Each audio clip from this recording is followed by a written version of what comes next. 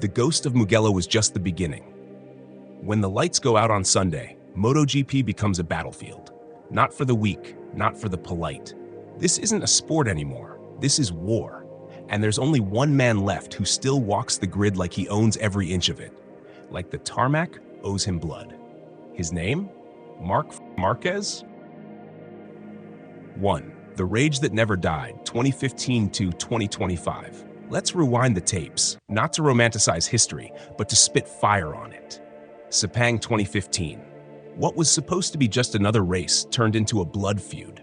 The god Valentino Rossi accused a 22-year-old Marc of playing politics, of riding dirty, of betraying the sport. Rossi fans painted him as a villain, but here's the truth, unfiltered and cold.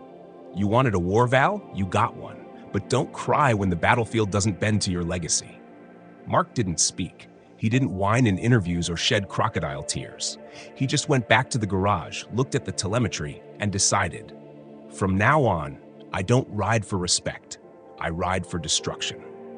And since that day, MotoGP changed.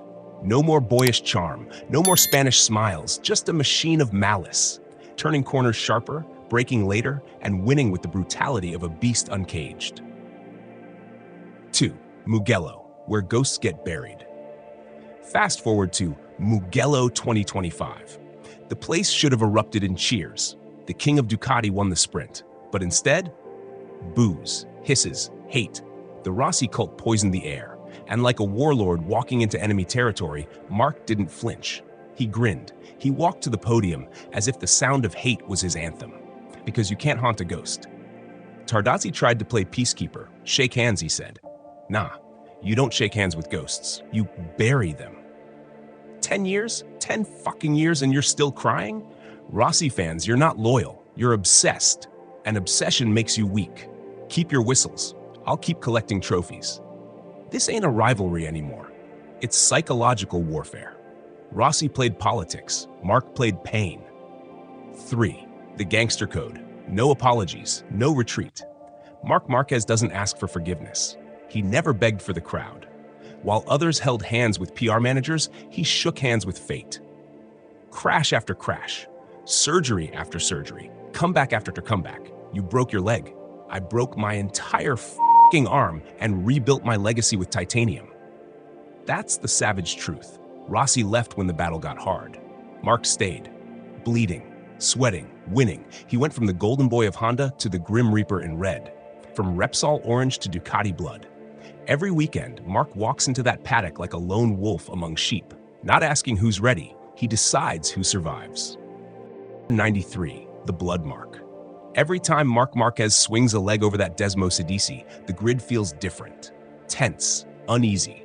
Because they know if he's behind you, it's only temporary. Pecco knows it. Martin fears it. Fabio respects it. And the fans?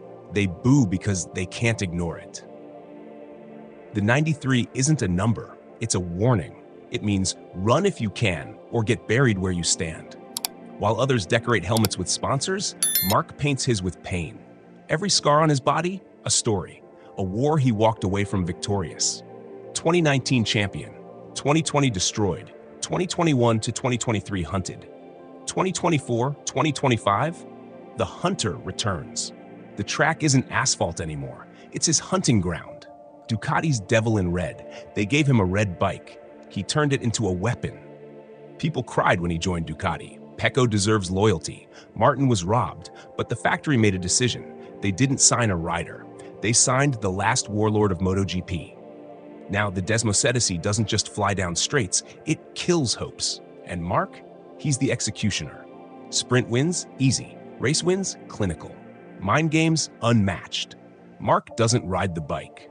The bike begs him to ride it. 6. This is personal. Let's stop pretending. This ain't sport. It's vengeance. Every time Marc gets on track, he isn't chasing points. He's chasing payback. For the boos. For the broken bones. For the betrayal of 2015. This is a man with a list. And he's checking names off every Sunday. Ask Jorge Martin. Ask Bagnaia. Ask anyone who tried to step into the spotlight. They all got burned by the sun that never set. 7. Barbarian of the braking zone. What sets Marc apart? Braking. He brakes when physics screams no. He turns when the corner says impossible. He overtakes where others fear the gravel, because fear is a privilege. And Mark? He had that ripped out of him with every crash. You ride scared, you ride last. I ride like I've already died and came back with nothing to lose. It's barbaric, it's savage, it's Marquez. 8. Legacy carved in pain. While Rossi danced with Hollywood, Mark got stitched up in silence. While others built brands, he built scars.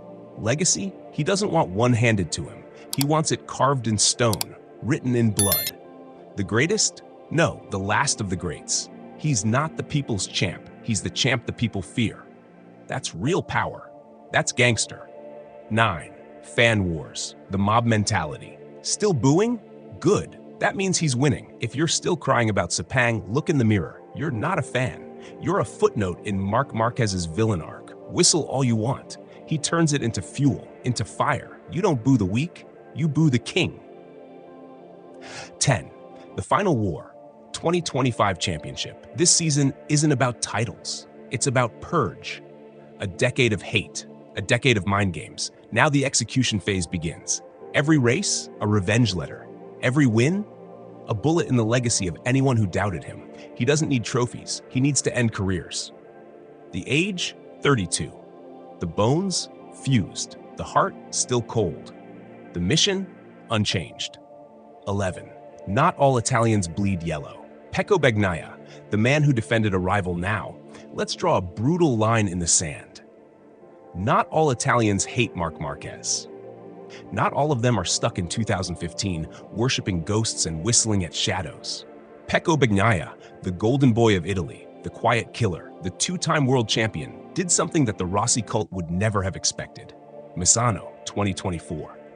Marc Marquez wins. Same crowd, same venom. But what did Pecco do? While the Rossi mob howled like savages in the stands, trying to drown Marquez in disrespect, Pecco turned to the grandstands and raised his hand. A single gesture, a silent command? Enough. Sit down. Show respect. That wasn't for points. That wasn't for PR. That was a man standing up for the sport, not just a rider. Let that sink in. A fellow title rival, an Italian on home soil, defended Marc Marquez. Because Pecco, unlike the fanatics, understands the battlefield. He knows what it takes to survive in a sport built on broken bones and steel nerves. He didn't have to say a word. That raised hand said it all. You don't have to like him, but you damn sure better respect him. And that's why Pecco earns more than applause. He earns legacy. Not for riding in red, but for rising above the cult. That moment, it wasn't just about Marquez. It was about the future of MotoGP. A new generation not drunk on hate, but fueled by honor. Endgame, the ghost versus the gangster. So, here we are. 10 years since Sepang. The war never died, and Mugello 2025 proved it. Rossi's ghost still haunts the crowd, but Marc Marquez, he haunts the grid. There's only one OG left, and he ain't here to play nice. He's here to bury legends, even the ones already gone. If you felt the heat of this war in your veins, if this battle between two MotoGP titans still sends shivers down your spine, do you want a full, uncensored breakdown of Rossi versus Marquez 2015? Where I put both on the same plate? No filters, no bias, just pure, raw truth. Let me know in the comments, because I promise you, the war has just begun. And only one rider's still holding the gun.